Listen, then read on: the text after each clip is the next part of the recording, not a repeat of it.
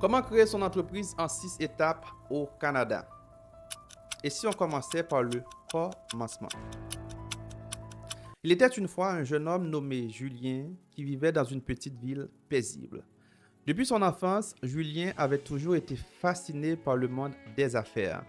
Il passait des heures à lire des biographies d'entrepreneurs célèbres, à regarder des vidéos inspirantes et à imaginer comment il pourrait un jour lancer sa propre entreprise.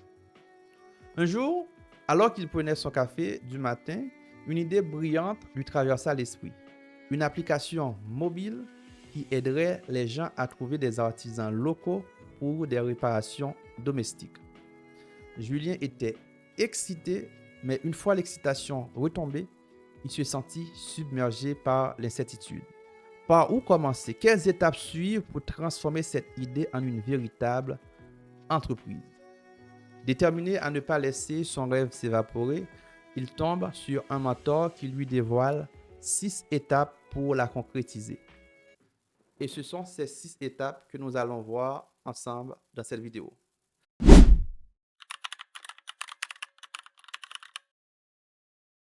Salut à toi, bienvenue sur cette chaîne. Si c'est ta première fois, je suis Edouard Lostin, entrepreneur passionné, rédacteur de plans d'affaires et coach en démarrage d'entreprise.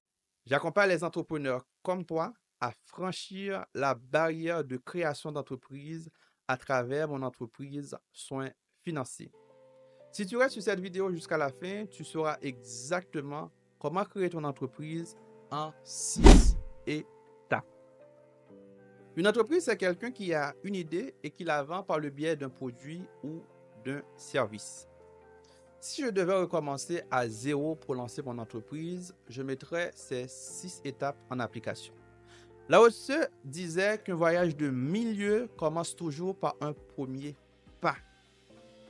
Pour créer une entreprise, la première étape, c'est de trouver une idée. En fait, une bonne idée.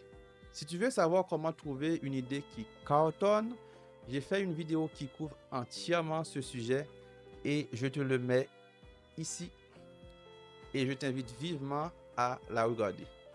Je ne vais pas trop rester sur cette étape, mais en résumé, trouver une idée consiste à te mettre à disposition. Je rencontre souvent des gens qui m'approchent en me disant « je n'arrive pas à trouver des idées ». Je leur réponds « c'est parce que vous n'êtes pas disposé ». Être disposé, c'est se donner la chance d'être disponible pour recevoir.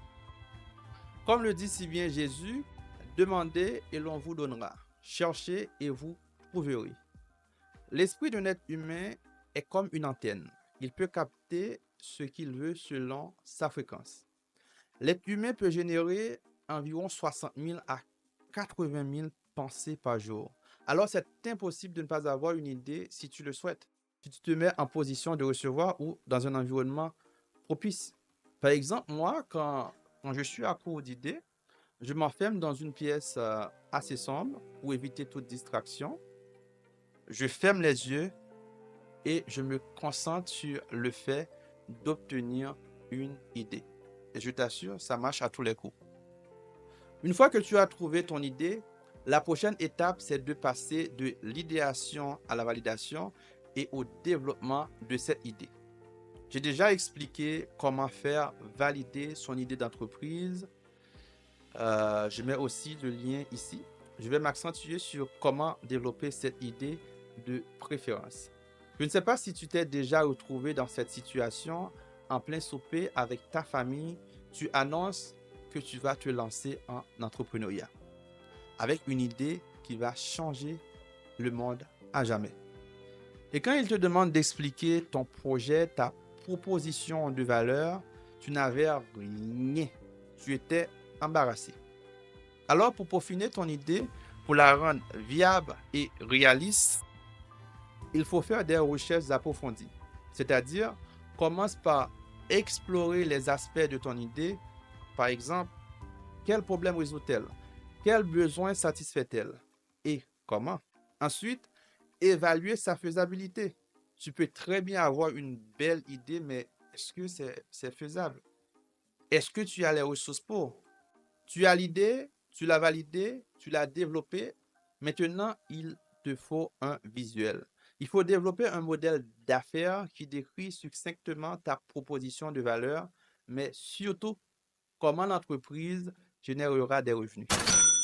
Il faut créer ton offre de service. Ton offre de service, il va changer au fur et à mesure, au fil du temps.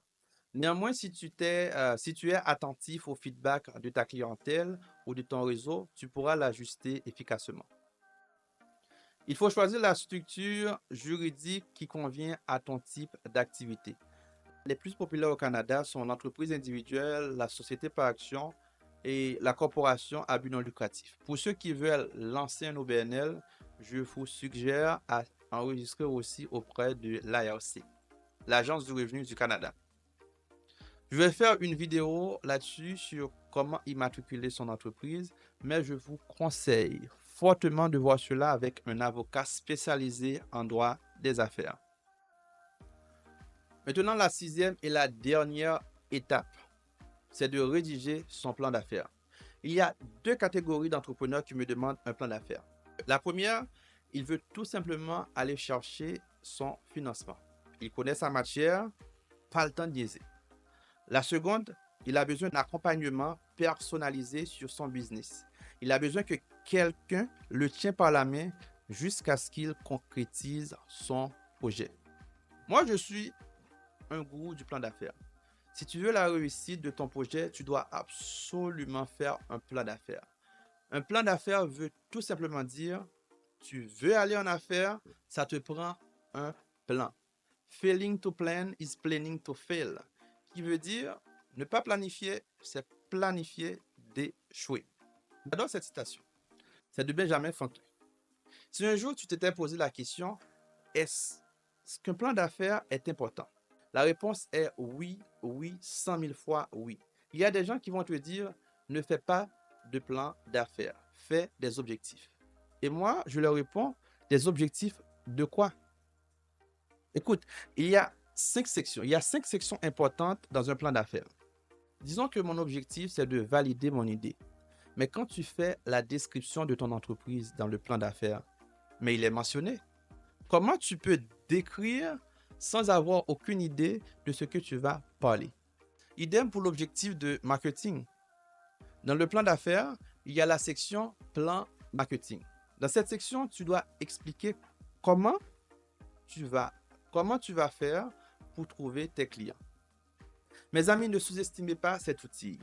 Le plan d'affaires, c'est la base de toute affaire. Alors, on dit merci au mentor de Julien. Dans le cas de Julien, j'aimerais faire une mise en situation, une étude de cas avec son projet. Dites-moi ce que vous en pensez en commentaire. On va monter son projet live de A à Z. La vidéo arrive à sa fin. Merci de m'avoir écouté. Tu connais les mots d'ordre. Tu t'abonnes, tu mets un like, tu laisses un commentaire et tu shares la vidéo à d'autres entrepreneurs. On se dit à la prochaine. Ciao.